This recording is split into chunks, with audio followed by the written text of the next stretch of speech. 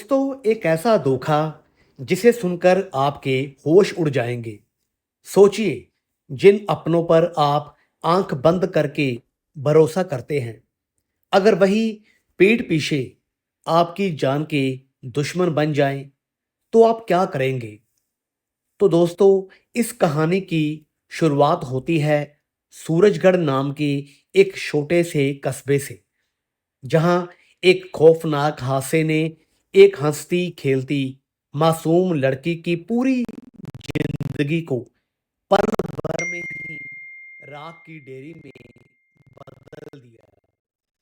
पर जब सालों बाद उस हादसे के पीछे छुपा एक ऐसा खौफनाक सच सामने आता है, जिसे सुनकर खुद उस लड़की के पैरों तले से जमीन खिसक जाती है। आखिर क्या था वो छुपा हुआ सच, और कैसे अपनों के ही बीच छिपे उस असली गुनहगार का पर्दाफाश हुआ? तो चलिए दोस्तों, आज की इस कहानी को बिना देर किए शुरू करते हैं। सूरजगढ़ की वो रात आज भी लोगों के जहन में खौफ पैदा कर देती है, जब आसमान में धुएं का एक काला गुबार उठा था। नंदिनी के लिए वो सिर्फ एक रात नहीं थी, बल्कि उसकी पूरी जिंदगी की तबाही का वो मंजर था जिसने उसकी मासूमियत को हमेशा के लिए छीन लिया। उस भयानक आग में नंदिनी का चेहरा इस तरह से झुलस गया कि आईने में खुद को देखना भी उसके लिए एक खौफनाक ख्वाब बन गया। हादसे के बाद लोग जब उसे देखते, तो उनकी आंखों में अपनापन नहीं, बल्कि सिर्फ एक तीखी सहानुभूति होती थी, जो अंदर तक चुभती थी। लेकिन इस सब के बीच सबसे बड़ा दर्द उसे अपने ही घर में झेलना था, जहां उसके चाचा ने उसे पनाह तो दी, लेकिन चाची की जुबान से निकलने वाले शब्द उस जलती हुई आग से भी ज्यादा तीखे थे। चाची उसे हमेशा एक बदकिस्मत लड़की कहती थी, जिसके आने से घर की खुशियां चली गई। जबकि चाची का अपना बेटा युवान इस घर में किसी राजकुमार की तरह रहता था, और उसे हर वो सुख सुविधा मिलती थी जिसकी नंदिनी सिर्फ कल्पना ही कर सकती थी। नंदिनी को सुबह से लेकर रात तक घर के सारे भारी काम करने पड़ते थे, मानो वो इस परिवार की बेटी नहीं, बल्कि कोई दासी हो। धीरे धीरे इस बर्ताव ने नंदिनी को अंदर से पूरी तरह से तोड़ दिया, और उसने लोगों से किसी भी तरह की उम्मीद रखना बंद कर दिया। उसने दुनिया की बंदिशों से दूर भागने के लिए किताबों और पेंटिंग्स को अपना सहारा बना लिया, जहां रंगों के जरिए वो अपनी अधूरी जिंदगी को पूरा करने की कोशिश करती थी। वक्त गुजरता गया, और एक दिन शहर में एक बहुत बड़ी राज्य स्तरीय चित्रकला प्रतियोगिता का आयोजन हुआ।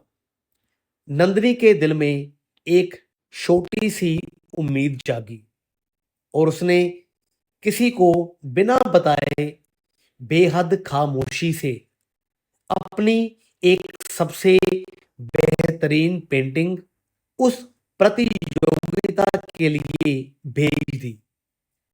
कुछ हफ्तों तक कोई भी खबर नहीं आई, लेकिन एक सुबह जब डाकिया एक पत्र लेकर आया, तो पूरे घर के पैरों तले से जमीन खिसक गई। नंदिनी की बनाई हुई पेंटिंग को पूरे राज्य में पहला स्थान मिला था। इस बड़ी कामयाबी का जश्न मनाने और अपना पुरस्कार लेने के लिए जब वो जयपुर पहुंची तो वहां की चकाचौंध ने उसे डरा दिया। लेकिन असली मोड़ तब आया जब मंच पर उसकी मुलाकात आरव नाम के एक बेहद कामयाब और युवा उद्योगपति से हुई, जो उस पूरे कार्यक्रम का मुख्य अतिथि था। आरव ने जब नंदिनी की कला को देखा तो उसकी आंखों में एक अजीब सा सम्मान था। उसने सबके सामने नंदिनी के हुनर की जमकर तारीफ की। हालांकि नंदिनी को लगा कि आरव शायद सिर्फ औपचारिकता निभा रहा है, क्योंकि दुनिया में कोई भी इंसान एक झुलसे हुए चेहरे वाली लड़की को इतनी अहमियत नहीं दे सकता था। लेकिन आरव का इरादा कुछ और ही था। कुछ महीनों के भीतर ही उसने शहर के सबसे बड़े आर्ट गैलरी में नंदिनी की पेंटिंग्स की एक भव्य प्रदर्शनी लगवा दी। देखते ही देखते जो पेंटिंग्स कभी घर के एक अंधेरे कोने में धूल खा रही थी, वो लाखों रुपयों में बिकने लगी और नंदिनी का नाम हर अखबार की सुर्खियों में आ गया। सफलता की इस ऊंचाई पर पहुंचते उसकी जिंदगी में एक ऐसा खतरनाक मोड़ आया जिसकी उम्मीद खुद नंदिनी ने कभी नहीं की थी। जब पैसों और शोहरत की वजह से पुराने मामलों की फाइलें दोबारा खुली तो एक ऐसी कड़वी सच्चाई सामने आई जिसने नंदिनी के पैरों तले से जमीन खिसका दी। उसे पता चला कि बचपन में जिस आग ने उसकी मां को छीना और उसका चेहरा बर्बाद किया, वो कोई मामूली शॉर्ट सर्किट या हादसा नहीं था। वह एक सोची समझी साजिश थी जिसे उसके स्वर्गीय पिता की करोड़ों रुपयों की बेशकीमती जमीन को हड़पने के लिए अंजाम दिया गया था। पुलिस की एक गुप्त जांच जैसे ही आगे बढ़ी तो एक के बाद एक कई चौंकाने वाले सबूत सामने आने लगे। जब कड़ियों को जोड़ा गया तो पता चला कि इस पूरी खौफनाक साजिश के पीछे कोई बाहरी दुश्मन नहीं, बल्कि उसके सगे चाचा का एक बेहद करीबी और पुराना बिजनेस पार्टनर शामिल था। लेकिन बात यहीं खत्म नहीं हुई। जैसे ही नंदिनी इस सदमे को बर्दाश्त करने की कोशिश कर रही थी, तभी वकीलों की टीम ने उसके सामने एक और बंद लिफाफा खोल दिया। इस लिफाफे के अंदर कुछ ऐसे पुख्ता दस्तावेज थे जो सालों से दबाकर रखे गए थे। ये दस्तावेज सीधे तौर पर उस पूरी जायदाद के मालिकाना हक से जुड़े हुए थे जिसने अब तक के सारे समीकरणों को पूरी तरह से पलट कर रख दिया था। दस्तावेजों का वो पुलंदा जब टेबल पर खुला तो उसने सालों से चले आ रहे झूठ के उस महल को ढहा दिया जिसे नंदिनी का परिवार सच मानकर बैठा हुआ था। उन सरकारी कागजातों पर साफ साफ लिखा हुआ था कि नंदिनी के पिता अपनी मौत से पहले पूरी वसीयत और जमीन की कानूनी कस्टडी अपनी इकलौती बेटी के नाम कर चुके थे। इसका सीधा मतलब ये था कि नंदिनी अब कोई बेसहारा या आश्रित लड़की नहीं थी, बल्कि वो रातों रात उस संपत्ति की इकलौती और असली वारिस बन चुकी थी, जिसकी कीमत बाजार में करोड़ों रुपए आंकी गई थी। ये खबर जैसे ही सूरजगढ़ के उस छोटे से कस्बे में फैली, तो पूरे इलाके में एक सनसनी सी मच गई। जो चाचा और चाची कल तक उसे फूटी आंख नहीं सुहाते थे, जो उसे हर छोटे बड़े काम के लिए दुत्कारते थे, उनके चेहरों का रंग उड़ चुका था। अब उनके लहजे में कड़वाहट की जगह एक अजीब सा डर और चापलूसी आ चुकी थी। समाज के जो लोग कल तक नंदिनी को देखकर कतराते थे या उसे सिर्फ तरस की निगाहों से ही देखते थे, आज वो उसके सामने हाथ जोड़े खड़े थे और उसकी तारीफों के पुल बांध रहे थे। रिश्तों का ये दोहरा चेहरा देखकर नंदिनी के मन में घृणा भर गई और उसके पास अब वो ताकत थी जिससे वो अपने साथ हुए हर एक जुल्म का हिसाब चुकता कर सकती थी। चाचा और उनके पार्टनर को लग रहा था कि अब नंदिनी उन्हें जेल की सलाखों के पीछे भिजवा देगी या उनकी संपत्ति कुर्क करवा देगी, लेकिन नंदिनी के दिमाग में कुछ और ही चल रहा था। उसने एक ऐसा फैसला लिया जिसने सबको हैरान कर दिया। उसने उस करोड़ों की जमीन और दौलत का एक बहुत बड़ा हिस्सा अपने ऐशो आराम पर खर्च करने या बदला लेने के बजाय सीधे तौर पर उन अनाथ बच्चों और भीषण सड़क दुर्घटनाओं के पीड़ितों के नाम कर दिया, जो जिंदगी की जंग अकेले ही लड़ रहे थे।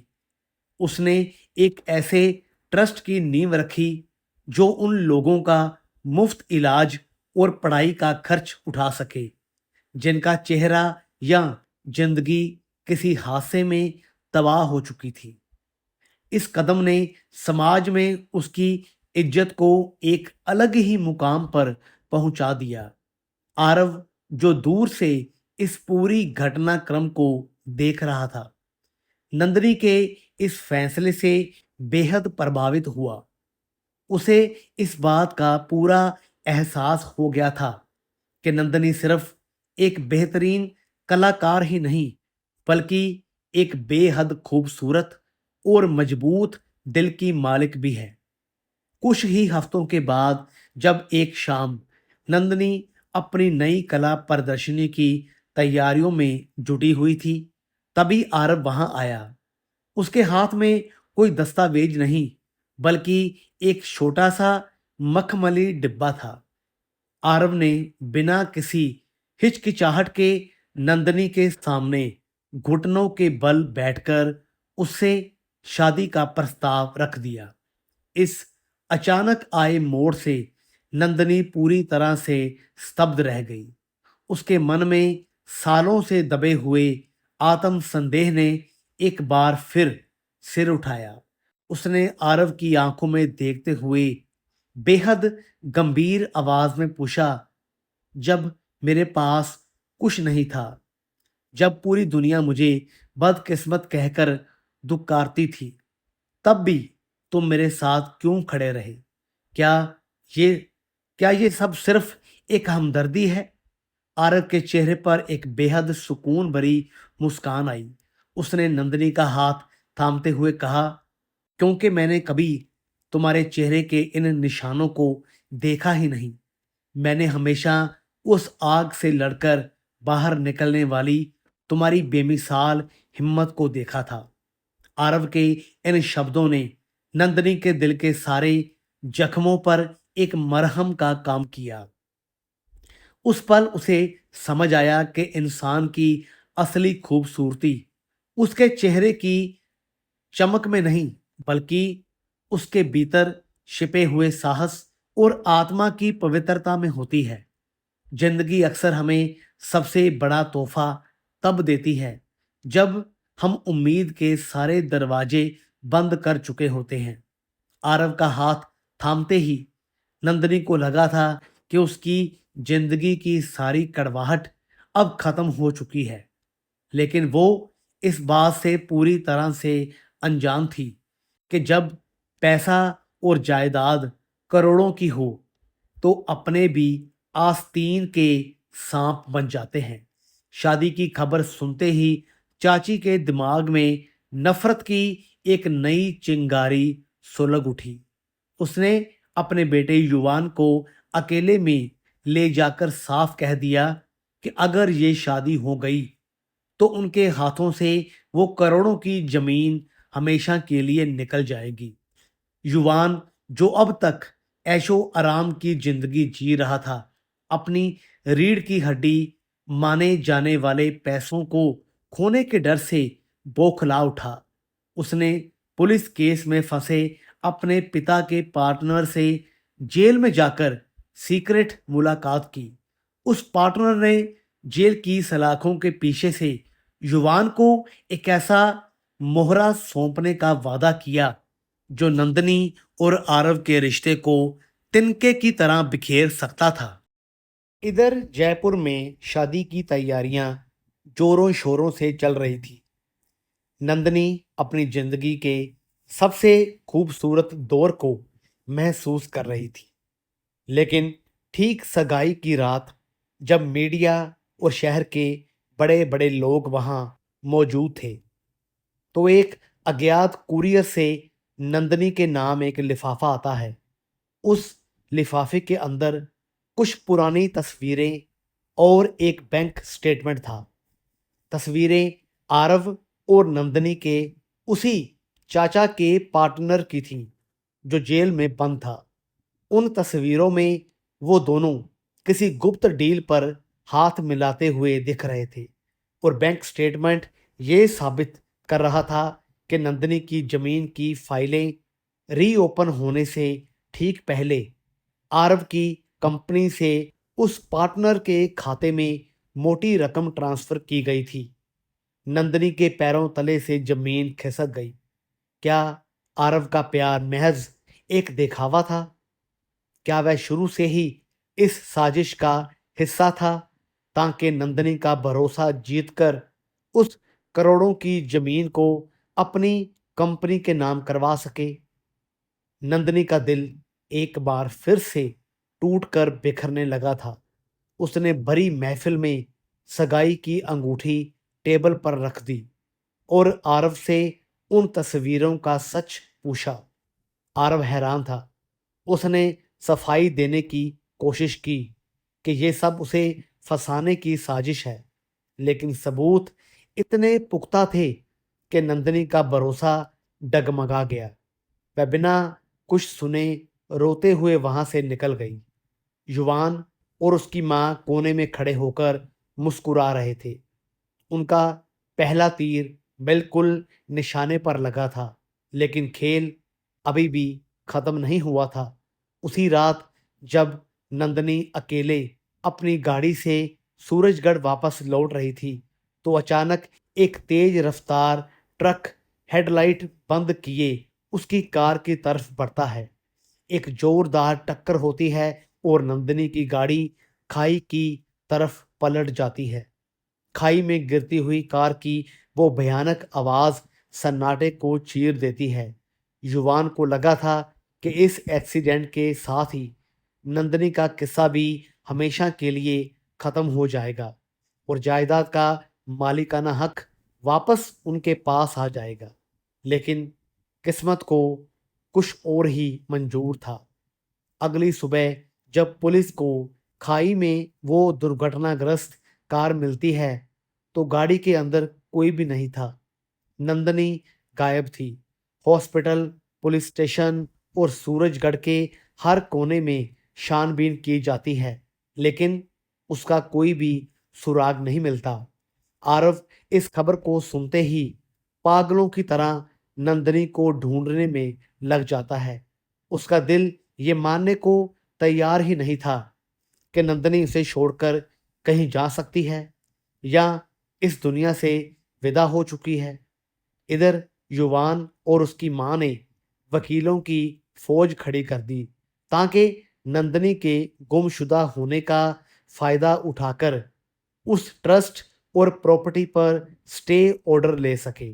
लेकिन कानूनी दांव पेच के बीच ठीक 7 दिन के बाद सूरजगढ़ की उसी पुश्तैनी हवेली के दरवाजे पर एक महंगी ब्लैक सेडान कार आकर रुकती है।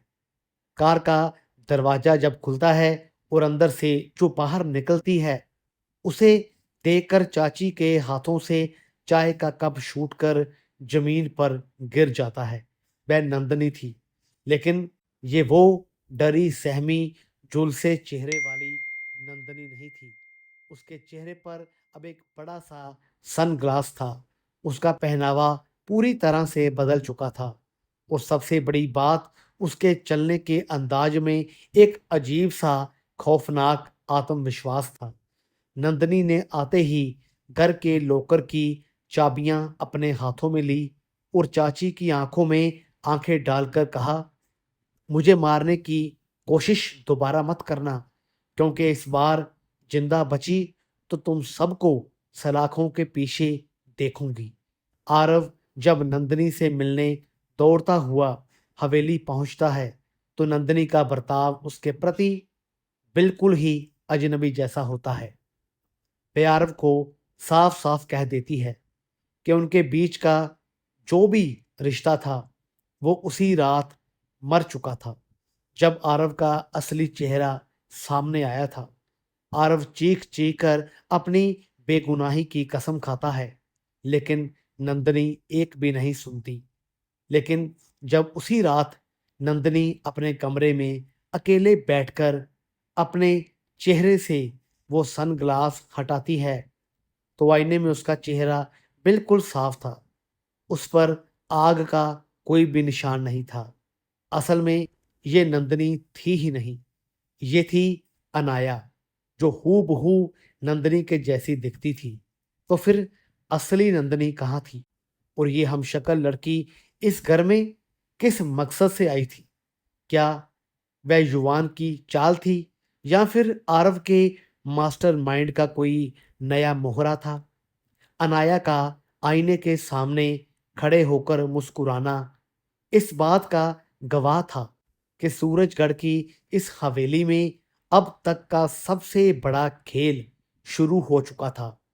वो चाबियां घुमाते हुए सोच रही थी कि इस अमीर परिवार की दौलत पर कब्जा करना कितना आसान है, लेकिन इस हवेली के तहखाने के राज इतने भी सतही नहीं थे।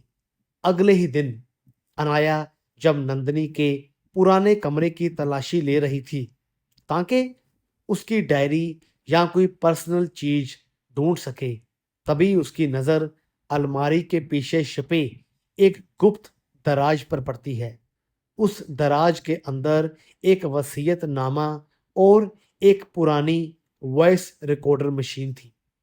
अनाया जैसे ही उस रिकॉर्डर का प्ले बटन दबाती है, उसमें से गूंजने वाली आवाज उसके पूरे वजूद को हिलाकर रख देती है।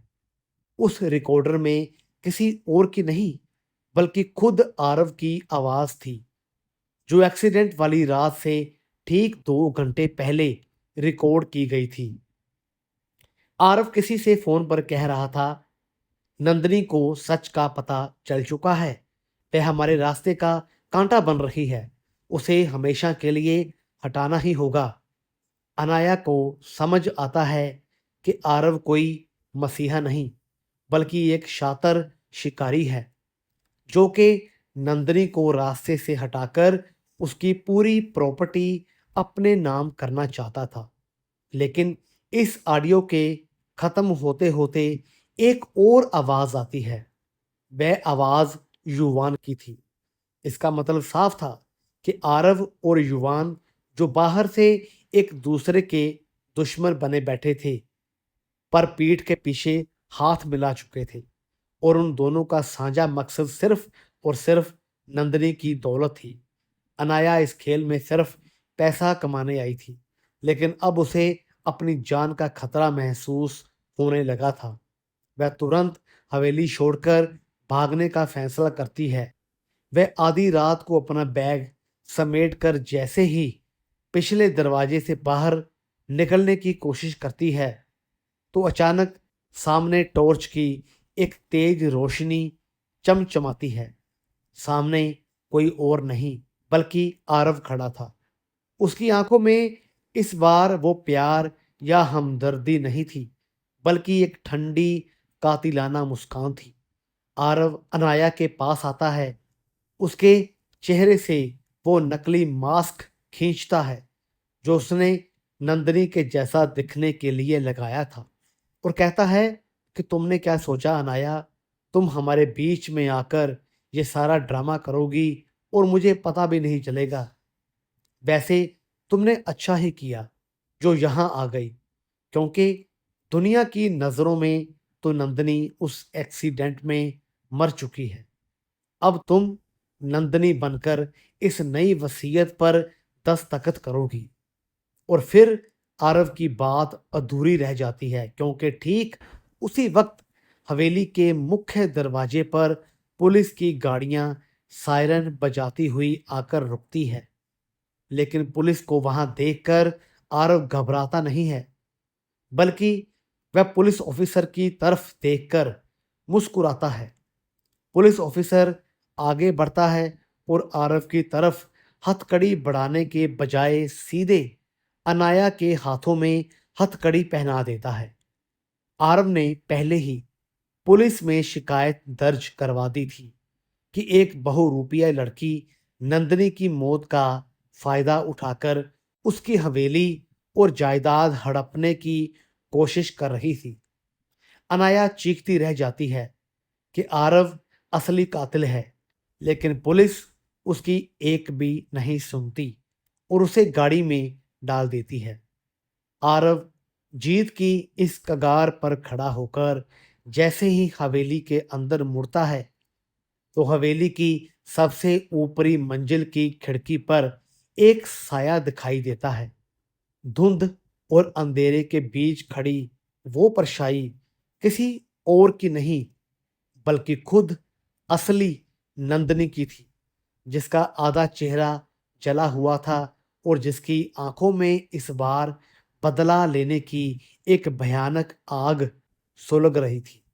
हवेली की उस ऊंची खिड़की पर खड़ी नंदिनी नीचे चल रहे तमाशे को देख रही थी, जिसे देखकर उसके होठों पर एक सर्द मुस्कान तैर जाती है। आरव को लग रहा था कि उसने अनाया को फंसाकर अपने रास्ते का आखिरी कांटा भी साफ कर दिया है।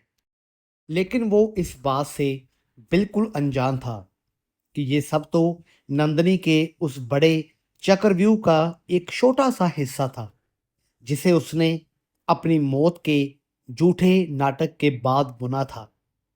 उस भयानक कार एक्सीडेंट की रात जब नंदिनी की गाड़ी खाई में गिरी थी, तब उसे बचाने वाला कोई और नहीं बल्कि वही पुलिस ऑफिसर था जो आज आरव की उंगलियों पर नाचता हुआ दिखाई दे रहा था।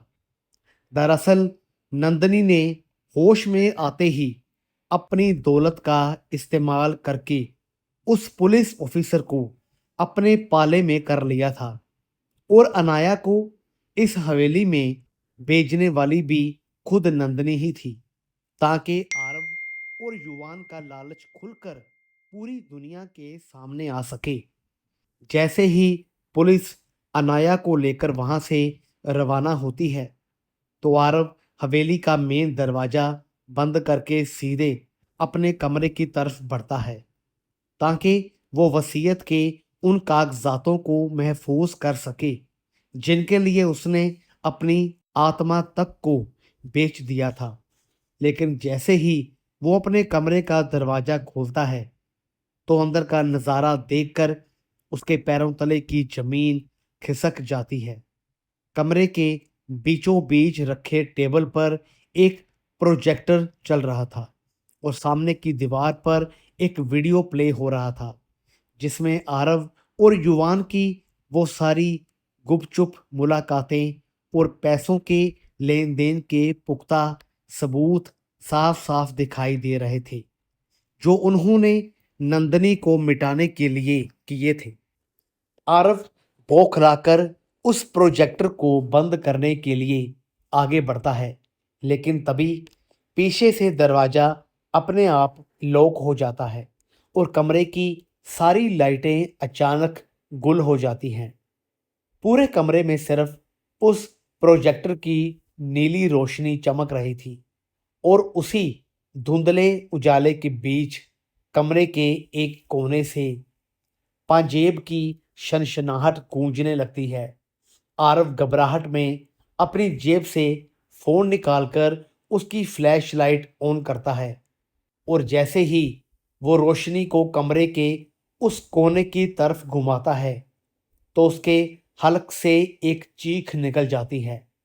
सामने वही जला हुआ चेहरा था, वही आंखें थी जिनमें मौत का खौफ साफ देखा जा सकता था। यानी खुद नंदनी वहां खड़ी थी, जिसे आरव मरा हुआ समझ रहा था। नंदनी बेहद धीमी और खौफनाक आवाज में कहती है कि आरव, तुमने मेरी मासूमियत का शिकार किया था, लेकिन अब इस खेल को अंजाम तक मैं पहुंचाऊंगी। आरव डर के मारे पीछे हटता है, लेकिन तभी खिड़की के बाहर से एक बार फिर से सायरन की आवाजें गूंजती है और इस बार वो गाड़ियां आरव को बचाने नहीं बल्कि उसकी बर्बादी का परवाना लेकर आई थी।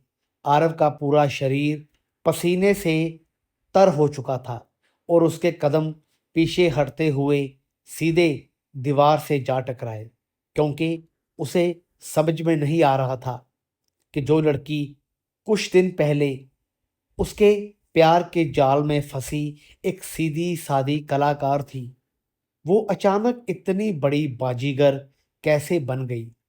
नंदनी दीवार पर चल रहे उस वीडियो की तरफ इशारा करती है और आरव को बताती है कि ये सिर्फ एक स्क्रीन पर चलता हुआ वीडियो नहीं है, बल्कि इस वक्त शहर के जितने भी बड़े न्यूज़ चैनल हैं उन सब पर तुम्हारी और युवान की इस साजिश का लाइव टेलीकास्ट चल रहा है।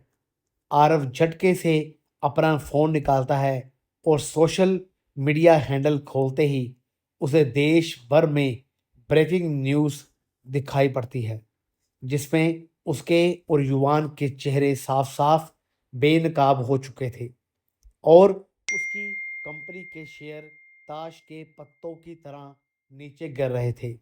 तभी कमरे का दरवाजा एक झटके के साथ टूटता है और बाहर से पुलिस की एक बड़ी टीम के साथ खुद युवान और उसकी मां भी हथकड़ियों में जकड़े हुए अंदर दाखिल होते हैं, जिन्हें पुलिस ने हवेली के बाहर भागते हुए रंगे हाथों दबोच लिया था। युवान आरव को देखते ही चिल्लाने लगता है कि इस पूरी साजिश का मास्टरमाइंड आरव ही था, जिसने नंदनी के पिता की जमीन हथियाने के लिए बचपन से लेकर अब तक सारी खौफनाक योजनाएं बनाई थी। लेकिन पुलिस कमिश्नर आगे बढ़ते हैं और आरव के हाथों में लोहे की बारी हथकड़ी पहनाते हुए कहते हैं कि कानून की नज़र से बचना अब नामुमकिन है, क्योंकि अनाया ने भी पुलिस स्टेशन पहुंचते ही सरकारी गवाह बनकर तुम्हारे खिलाफ सारे बयान दर्ज करवा दिए हैं। आरव और उसके पूरे परिवार को जब पुलिस की गाड़ियां हवेली से लेकर बाहर निकलती है तो बाहर हजारों लोगों की भीड़ जमा थी, जो कल तक नंदनी को बदकिस्मत कहते थे, लेकिन आज वो सब नंदनी की इस बहादुरी को देखकर उसके सम्मान में नारे लगा रहे थे।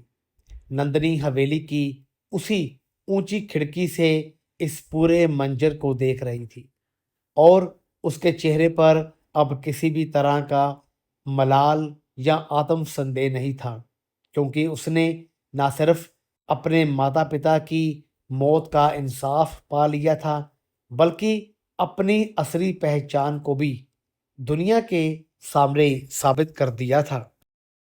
इस पूरी लड़ाई के खत्म होने के बाद नंदनी ने अपनी करोड़ों की संपत्ति को उसी ट्रस्ट के नाम कर दिया, ताकि समाज के हर बेसहारा इंसान को एक नई जिंदगी मिल सके। और जाते जाते उसने दुनिया को ये भी सिखा दिया कि इंसान की सबसे बड़ी ताकत उसका चेहरा नहीं, बल्कि उसकी वो अटूट हिम्मत होती है जो बड़े से बड़े तूफान का रुख बदल देती है। नंदनी को लगा था कि आरव और युवान की गिरफ्तारी के बाद उसकी जिंदगी का ये खौफनाक अध्याय हमेशा के लिए बंद हो चुका है और अब वह चैन की सांस ले पाएगी। लेकिन किस्मत के करूर खेल की आखिरी और सबसे खतरनाक चाल अभी भी बाकी थी, जिसे खुद नंदनी भी भांप नहीं पाई थी। पुलिस की गाड़ियां जैसे ही आरव और युवान को लेकर सूरजगढ़ की सीमा से बाहर पहुंचती है, तो अचानक सामने से आ रहे एक अज्ञात टैंकर ने पुलिस की गाड़ी को सीधी टक्कर मार दी। इस भयानक टक्कर के बाद लगी आग और मचे हड़कंप का फायदा उठाकर आरव और युवान पुलिस की कस्टडी से फरार होने में कामयाब हो गए। और उनके भागने की खबर जैसे ही वायरलेस पर गूंजी, तो पूरे महकमे में हड़कंप मच गया। इधर हवेली में नंदनी अपनी पेंटिंग्स को समेटकर जयपुर जाने की तैयारी कर रही थी कि तभी अचानक पूरी हवेली की बत्तियां गुल हो गई और चारों तरफ एक गहरा सन्नाटा पसर गया। नंदनी के दिल की धड़कनें तेज हो गई, क्योंकि उसे महसूस हो गया था कि कोई साया बेहद खामोशी से उसके कमरे की तरफ बढ़ रहा है। वह अपनी हिफाजत के लिए टेबल पर रखा हुआ एक भारी मोमबत्ती स्टैंड उठाती है, लेकिन इससे पहले कि वह मुड़ पाती, अंधेरे में से दो मजबूत हाथों ने उसका गला पीछे से दबोच लिया। वह कोई और नहीं बल्कि पुलिस की गिरफ्त से भागा हुआ आरव था, जिसकी आंखों में अब जेल जाने का डर नहीं, बल्कि नंदनी को तड़पा तड़पा कर मारने का पागलपन सवार था। आरव ने उसके कान के पास फुसफुसाते हुए कहा कि तुमने मुझे बर्बाद करके क्या सोचा था कि तुम चैन से जी पाओगी? नंदनी, तुमने मेरी दौलत छीनी है, तो अब मैं तुम्हारी जान छीन लूंगा। नंदनी ने अपनी पूरी ताकत बटोर कर आरव के पैर पर जोर से वार किया, जिससे उसकी पकड़ ढीली हुई और वह भागकर हवेली के उस पुराने तहखाने की तरफ दौड़ी जहां बचपन में वह छुपा करती थी। आरव हाथ में जलती हुई मशाल लेकर उसके पीछे पीछे तहखाने की सीढ़ियां उतरने लगा और उसकी हंसने की आवाजें उस खूनी हवेली में गूंजने लगी। नंदनी तहखाने के एक अंधेरे कोने में दुबक कर बैठ गई और अपनी सांसों को रोकने की कोशिश करने लगी, क्योंकि वह जानती थी कि अगर इस बार वह पकड़ी गई तो आरव उसे जिंदा नहीं छोड़ेगा। आरव मशाल को चारों तरफ घुमाते हुए उसके बिल्कुल करीब पहुंच जाता है और जैसे ही वह नंदनी को ढूंढ निकालता है, तहखाने का भारी लोहे का दरवाजा बाहर से अचानक बंद हो जाता है और उसमें एक बड़ा सा ताला लटक जाता है। आरव चौंक कर पीछे मुड़ता है और चिल्लाता है कि ये किसने किया। तभी दरवाजे के छोटे से झरोखे से युवान का चेहरा दिखाई देता है, जो बाहर खड़ा होकर अजीब तरीके से मुस्कुरा रहा था। लोहे के उस भारी दरवाजे के पार खड़ा युवान जिस तरह मुस्कुरा रहा था, उसे देखकर आरव के माथे पर पसीना आ गया और उसने दरवाजे को जोर जोर से पीटना शुरू कर दिया। युवान झरोखे के पास अपना चेहरा लाता है और बेहद कड़वी आवाज में कहता है कि आरव, तुमने क्या सोचा था? तुम मुझे मोहरा बनाकर खुद बच निकलोगे और सारी संपत्ति अकेले ही हड़प लोगे? जुआन बताता है कि पुलिस की गाड़ी का एक्सीडेंट उसने ही प्लान किया था, लेकिन आरव को बचाने के लिए नहीं, बल्कि उसे इस हवेली तक खींच कर लाने और इस हवेली और हमेशा के लिए रास्ते से हटाने के लिए किया था, ताकि नंदनी की मौत का इल्जाम सीधे आरव पर आ जाए और बची हुई सारी जायदाद का कानूनी हकदार इकलौता वही बचे। तहखाने के अंदर बंद आरव गुस्से से पागल हो रहा था, लेकिन तभी युवान ने जेब से माचिस की डिब्बी निकाली और एक जलती हुई तीली नीचे जमीन पर फेंक दी, जहां उसने पहले से ही भारी मात्रा में केरोसिन फैला रखा था। पल भर में आग की लपटें दरवाजे के नीचे से होती हुई तहखाने के अंदर फैलने लगी और देखते ही देखते वह पुराना तहखाना एक जलते हुए ओवन में तब्दील होने लगा। नंदनी, जो अब तक कोने में छिपी हुई थी, उसने जब दोबारा से अपने सामने वही आग की लपटें देखी, तो बचपन का वो खौफनाक मंजर उसकी आंखों के सामने तैर गया, जहां उसका चेहरा जला था और उसकी मां ने दम तोड़ा था। आरव आग से बचने के लिए पीछे हटता है और तभी उसकी नज़र नंदनी पर पड़ती है, जो डर के मारे कांप रही थी। लेकिन इस बार नंदनी ने अपनी कमजोरी को अपनी ताकत बनाने का फैसला कर लिया था। नंदनी ने दीवार के सहारे रखी लोहे की एक पुरानी रोड उठाई और आरव की तरफ बढ़ते हुए कहा कि तुमने मेरी जिंदगी में 2 बार आग लगाई है, आरव, लेकिन इस बार मैं इस आग में जलूंगी नहीं, बल्कि तुम्हें भस्म कर दूंगी। आरव, जो आग के धुएं से खांस रहा था, उसने नंदनी पर हमला करने की कोशिश की, लेकिन नंदनी ने फुर्ती से हटते हुए रोड से उसके पैर पर जोरदार वार किया, जिससे आरव जमीन पर गिर पड़ा। इसी बीच तहखाने के ऊपर की छत का एक हिस्सा जलकर नीचे गिरा, जिसने बाहर खड़े युवान के भागने का रास्ता भी ब्लॉक कर दिया और पूरी हवेली में आग तेजी से फैलने लगी। युवान बाहर चिल्ला रहा था और आरव अंदर तड़प रहा था, लेकिन नंदनी को अब उस तहखाने से बाहर निकलने का एक गुप्त रास्ता याद आ चुका था, जो उसने बचपन के दिनों में ढूंढा था। वह आरव को उसी की साजिशों के जाल में जलता हुआ छोड़कर उस गुप्त सुरंग की तरफ बढ़ती है, लेकिन तभी पीछे से आरव उसका पैर पकड़ लेता है और चीखता है कि वह उसे भी अपने साथ खींच कर ले जाएगा। आरव का वो मजबूत हाथ नंदनी के पैर को इस कदर जकड़े हुए था कि उसके कदम आगे बढ़ना नामुमकिन हो गया था और आग की लपटें उनके बिल्कुल करीब पहुंच चुकी थी।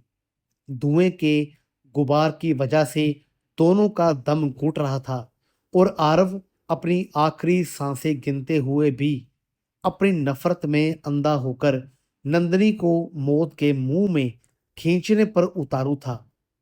नंदिनी ने अपनी पूरी जान लगाकर उस पैर को छुड़ाने की कोशिश की और तभी उसकी नज़र पास ही गिरे हुए जलते हुए लकड़ी के एक टुकड़े पर पड़ी, जिसे उसने बिना डरे अपने हाथों में उठा लिया। उसने उस जलती हुई लकड़ी को सीधे आरव के उस हाथ पर दे मारा जिसने उसका पैर थाम रखा था, जिससे आरव दर्द से छटपटा उठा और उसकी पकड़ हमेशा के लिए ढीली हो गई। नंदनी ने बिना एक भी पल गंवाए उस गुप्त सुरंग के छोटे से दरवाजे को धक्का दिया, जो बरसों से बंद रहने की वजह से बेहद जाम हो चुका था, लेकिन मौत को सामने देखकर उसकी ताकत 2 गुनी हो चुकी थी। एक जोरदार झटके के साथ वो गुंबद दरवाजा खुला और नंदनी रेंगती हुई उस संकरी सुरंग के अंदर दाखिल हो गई, जबकि उसके ठीक पीछे पूरी हवेली का वो पुराना तहखाना एक बड़े धमाके के साथ ढह गया। धमाके की गूंज इतनी भयानक थी कि बाहर खड़ा युवान भी उस आग की लपेट में आ गया, जो उसने खुद दूसरों को मिटाने के लिए लगाई थी। और इस तरह अरब और युवान दोनों ही अपने ही बुने हुए मौत के जाल का शिकार बन गए। सुरंग के दूसरे छोर से जब नंदिनी बाहर निकली तो ठंडी हवा के झोंकों ने उसका स्वागत किया और उसने पीछे मुड़कर देखा, जहां सूरजगढ़ की वो आलीशान हवेली राख के एक डेर में तब्दील हो रही थी। सुबह की पहली किरण के साथ जब पुलिस और फायर ब्रिगेड की गाड़ियां वहां पहुंची तो उन्हें हवेली के मलबे से आरव और युवान के अवशेष मिले, लेकिन नंदनी का कहीं कोई भी अता पता नहीं था। लोग कयास लगाने लगे कि नंदनी भी उस भयानक आग का शिकार हो गई, लेकिन सच तो ये था कि नंदनी अब इन सब सांसारिक बंधनों और दौलत की भूख से कोसों दूर निकल चुकी थी। उसने अपनी पहचान को हमेशा के लिए छुपा लिया था और अपनी वसीयत के अनुसार सारी जायदाद पहले से ही अनाथ बच्चों के नाम कर दी थी, जिससे उसकी आत्मा को असली सुकून मिल चुका था। दूर किसी नए शहर के एक छोटे से कमरे में बैठी नंदनी अब एक नई कैनवस पर जिंदगी के खूबसूरत रंग बिखेर रही थी, जहां ना कोई धोखा था और ना ही कोई साजिश, क्योंकि उसने ये साबित कर दिया था कि आग चाहे तन को जला दे पर वो उस रूह को कभी नहीं मिटा सकती जिसके पास खुद से लड़ने की बेमिसाल हिम्मत होती है। सूरजगढ़ की उस तबाही के बाद पूरे हफ्ते मीडिया और पुलिस इसी उलझन में रही कि नंदनी का वजूद उस आग में खत्म हो गया या वो अब भी कहीं जिंदा है। लेकिन कहानी ने अपना सबसे आखिरी और होश उड़ा देने वाला मोड़ तब लिया जब इस हादसे के ठीक 1 साल के बाद जयपुर की एक अंतर्राष्ट्रीय आर्ट गैलरी में एक अज्ञात चित्रकार की पेंटिंग्स की प्रदर्शनी लगी। इस प्रदर्शनी की सबसे खास बात ये थी कि वहां लगी हर एक पेंटिंग में आग की लपटों के बीच से निकलते हुए एक चेहरे को दिखाया गया था, जो डरा हुआ नहीं था, बल्कि उसमें एक अदम्य साहस और जीत की चमक साफ दिखाई दे रही थी। इस कला को देखने के लिए देश विदेश से बड़े बड़े पारखी आए थे और सब इस बात से हैरान थे कि इस कलाकार ने रंगों के जरिए दर्द को इतनी शिद्दत से कैसे उकेरा है। उसी भीड़ के बीच एक कोने में अनाया भी खड़ी थी, जो जेल से अपनी सजा पूरी करके बाहर आ चुकी थी और अब एक नई और सुधरी हुई जिंदगी जी रही थी। अनाया की नज़र जब उस पेंटिंग पर पड़ी तो उसके कदम वहीं ठिठक गए, क्योंकि उस पेंटिंग के निचले कोने पर बहुत ही बारीक अक्षरों में एक दस्तखत किया किया हुआ था, जिसे देखते ही अनाया की आंखों में आंसू आ गए।